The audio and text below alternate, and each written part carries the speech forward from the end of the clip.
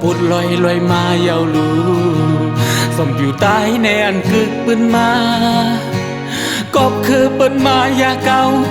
ว่าในหาเขาทำตัว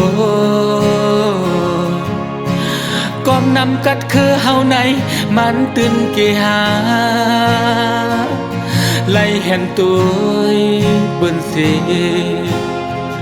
เจอเล็กขอคมปุ่นตาเฮา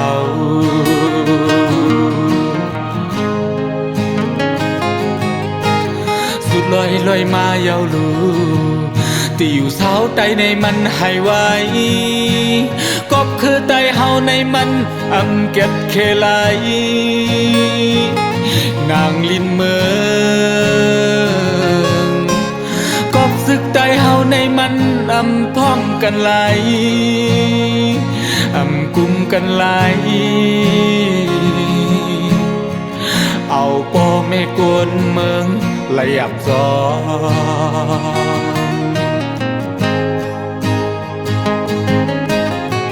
นน้ำลินหินผา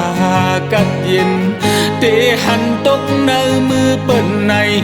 เตหันเจอเป้เจอไล่อยู่หา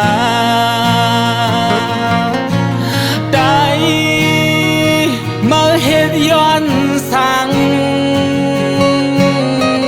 เอามาหน้าโตซาเข่งเข่งกัน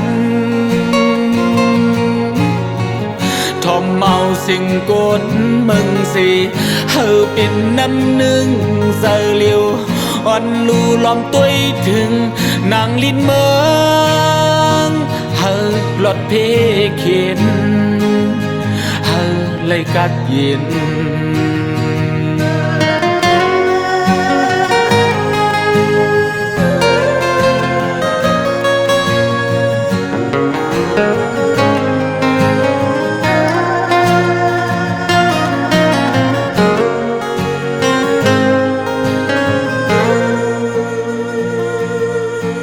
ปุดลอยลอยมาเยาวลูสมผิวตายในอันกึกปืนมากอบคือเปิ้นมายาเก่าว่าในหาเขาทำตัวก้มนำกัดคือเฮาในมันตื่นเกหาไล่เห็นตัวเปิ้นเสียเจอเล็กขอคมปุ่นตาเฮา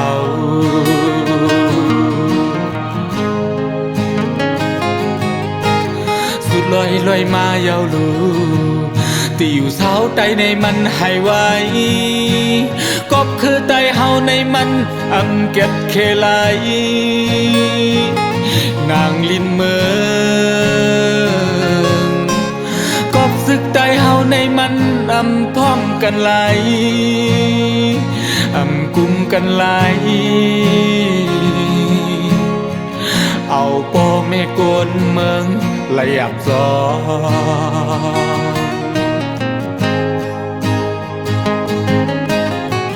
น้ำลินหินผา